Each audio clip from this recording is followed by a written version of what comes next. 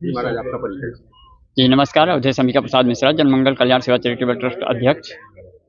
आज ये जो आयोजन कर रहे हैं, कितने समय से कर रहे हैं और कितने लोग आपसे जुड़े हुए हैं? जी 15 अक्टूबर 2023 नवरात्र के प्रथम दिवस से यह शुभारंभ हुई है और तब से निरंतर प्रत्येक दिन शाम को 6:45 पे ये आरती सूर्यपुत्री माता तापी की होती है।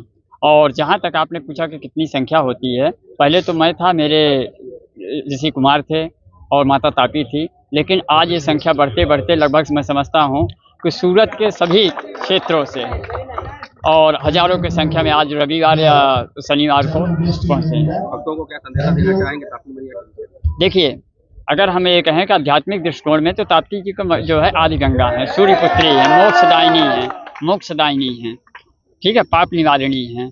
तो मैं यही चाहूँगा कि हमारी गौरव भी जो है तापी है, मेरी इतिहास भी तापी है और ज़्यादा से ज़्यादा लोग इसमें जुड़ें और जुड़ के जो है आरती का लाभ लें। ओम तपच्चे नमो नमः। बोलिए श्री तापी मात की जय। મારું નામ ચૌધરી વિનીત અજયભાઈ છે। હું શ્રી શાંડિલ્ય ઋષિ વેદ સંસ્કૃત પાઠશાલામાંથી શ્રી શુક્લ યજુર્વેદ માધ્યમની શાખા એનું અધ્યયન કર્યું છે। ત્યારબાદ અમારા ગુરુજન અને જનમંગલ કલ્યાણ સેવા ચેરિટેબલ ટ્રસ્ટ એના માર્ગદર્શન અને એના હેઠળ નીચે અમે આ નિત્ય તાપી આરતી, તાપી સંધ્યાવંદન આરતીનું આયોજન કરીએ છીએ। હાલમાં તમે કયા મંદિરમાં છો? અમે હમણાં અમારું તરત જ અમારા જે ઋષિકુમારો છે એમનો અભ્યાસ ચાલી રહ્યું છે અને અમે લોકો બદ્રીનારાયણ શ્રી શાંડિલ્ય ઋષિ વેદ સંસ્કૃત પાઠશાલા બદ્રીનારાયણ મંદિર ત્યાં અમે અધ્યયન કરીએ છીએ। તો અહીંયા તમે આ રોજ અહીંયા આવો તો એ કેવી રીતે તમે વ્યવસ્થા કરો છો? અહીંયા જનમંગલ કલ્યાણ સેવા ચેરિટેબલ ટ્રસ્ટ કરીને ટ્રસ્ટ છે, એમના મુખ્ય ટ્રસ્ટી શ્રી અવધેશ મિશ્રાજી એ પોતે આવીને અને બે ચાર નિત્ય આવાવાળા ભક્તો એમના સાથ સહકારથી આ આરતી ચાલી રહી છે। કેટલાક લોકો જોડાય છે આ આરતીમાં?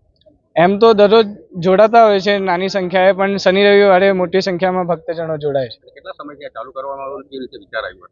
આ વિચાર શ્રી જનમંગલ કલ્યાણ સેવા ચેરિટેબલના ટ્રસ્ટીને આવ્યું, ત્યારબાદ એમને અમારા પાઠશાલામાં આવીને રજૂ કર્યું। અમારા ગુરુકુલમાં શ્રી અશોક જોશીને આવીને વાતો કરી કે આવી રીતે અમે આ ગંગા આરતીને જોઈને શ્રી તાપી માતાની આરતી વંદના ચાલુ કરીએ। ત્યારબાદ આ આરતીનો પ્રોગ્રામ ચાલુ કરવામાં બધા ભક્તોને શું સંદેશો આપવા માંગો છો? હું એમને એક જ વસ્તુ કહેવા માંગુ છું કે જેટલું આપણે આધ્યાત્મિકતાથી આપણી